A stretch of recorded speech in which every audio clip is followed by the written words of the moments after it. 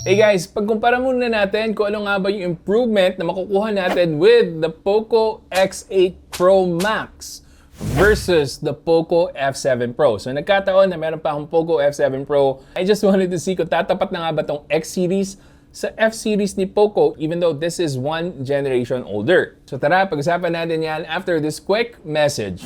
Kung bago ka lang sa channel natin, ako nga pala si Jano sa Pinoy Techdad. Marami tayong mga giveaways na gagawin dito sa channel at marami rin ako ibabahagi sa inyo ng mga real talk reviews, tech tips at mga educational information na sigurado akong mapapakinabangan nyo. So ano pang hinihintay nyo, mag-subscribe na kayo. Okay, so simulan natin sa battery improvement. So dito sa POCO F7 Pro, meron tayong 6,000 mAh battery capacity and 90 watts of fast charging. Dito naman sa POCO X8 Pro Max, meron na tayong 8,500 mAh na battery capacity and 100 watts of fast charging. So doon pa lang sa battery specs, malaki na yung improvement natin with the POCO X8 Pro Max. And ang maganda dito, kahit na lumaki na yung battery capacity natin with the X8 Pro Max, hindi pa rin kumapal gaano. And yung bigat niya, hindi obvious na meron tong 2,500 mAh na lamang sa battery capacity over the F7 Pro. Build and design wise naman, pareho naka metal body and siguro beauty is in the eye of the beholder, pero mas nagustuhan ko itong very simple look ng POCO X8 Pro Max over the F7 Pro na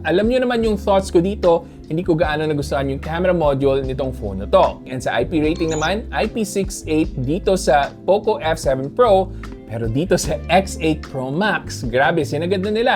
Merong IP66, IP68, IP69, and IP69K. That is something that you don't even find in flagship devices these days. Sa display naman, I would say overall, yung looks talaga nila ay pantay lang. Pero merong advantage dito sa flagship level na series, the F7 Pro, kasi meron tayong AI image enhancements na available sa options natin. Whereas hindi naman available yon dito sa POCO X8 Pro Max. For most people, hindi nyo mahalata yung advantage na yon kasi parehong maganda yung kulay, black is truly black, infinite yung contrast na makukuha natin dito, and naka 12-bit panel pareho, 120Hz refresh rate as well. Pagdating sa peak brightness naman, merong slight advantage lang para sa X8 Pro Max na 3,500 nits versus 3,200 nits naman sa F7 Pro. So all things considered, pagdating sa display, I would say na meron lang very slight advantage sa AI image enhancement dito sa F7 Pro. Susunod yung camera naman, I would say medyo subjective tayo dito kasi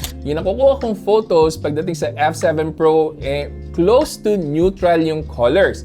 Dito naman sa X8 Pro Max, medyo saturated yung overall colors na makukuha natin, pero mahalata nyo rin na mas vibrant tingnan yung output na makukuha natin sa X8 Pro Max. Now, feeling ko lang naman to, pero tingin ko mas marami sa inyo magli-lean towards sa mas colorful output ng X8 Pro Max kasi mas ready naman talaga siyang i-share sa social media. Parehong sharp yung images na makukuha natin. Nagkakaiba lang talaga sa color science ng dalawang phones na to. Sa video capability naman, pareho silang may 4K 60fps, pero I would say na meron pa ring slight advantage dito sa POCO F7 Pro. Pero you guys let me know in the comment section kung alin yung mas natitipuhan nyo sa sample natin.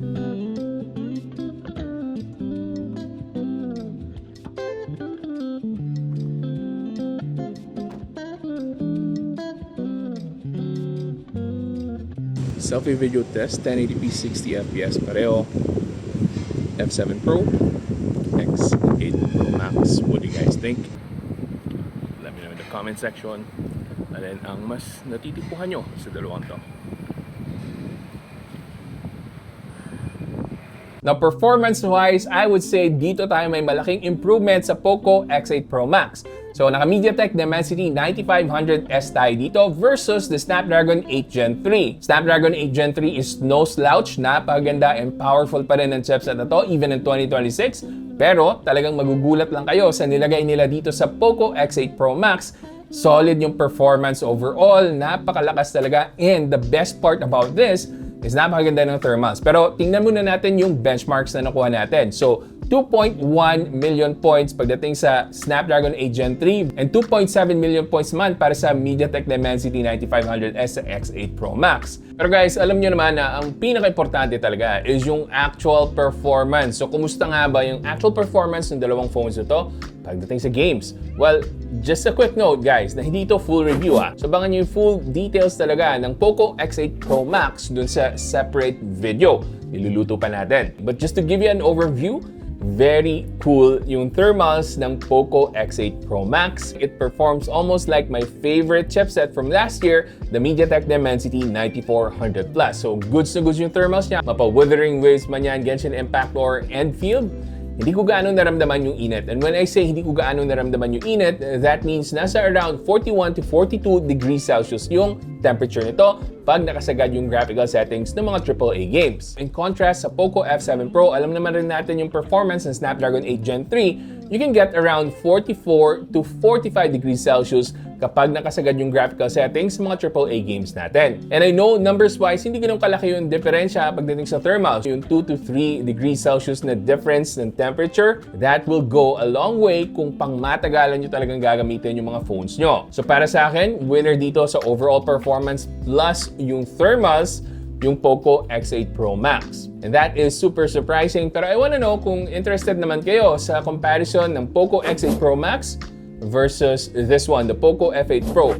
Would that be something that interests you? Let me know in the comment section. Anyway, other things that you might want to know, naka Wi-Fi 7 parehong phones, and then meron tayong eSIM capability para sa POCO X8 Pro Max, at para sa iba pang mga detalye tungkol sa POCO X8 Pro Max, again, abangan nyo yung full review natin yan.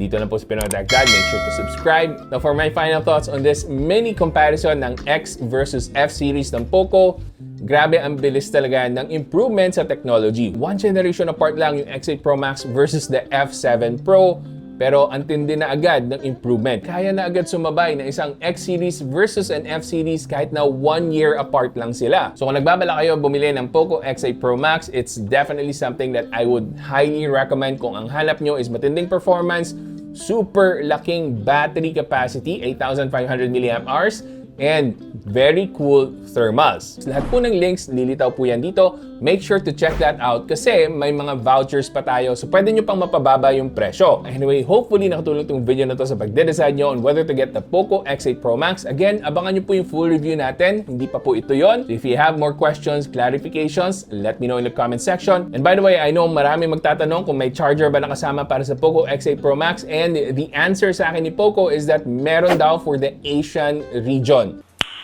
Nice. So yung mabibili nyo po dyan sa link, may charger po kasama yan dapat. Anyway, kung na-enjoy nyo yung video na to at nakatulong sa pagde-design nyo, ano ba, mag-like, comment, and subscribe na kayo dito sa channel natin. And kung gusto nyo pang manood ng mga videos ko, may mga ililink po ako dyan, panigurado, magugustuhan nyo yung mga yan. Hanggang sa susunod, ako nga pala ulit si Janus ng Pinoy Techdad. Kita-kita ulit tayo.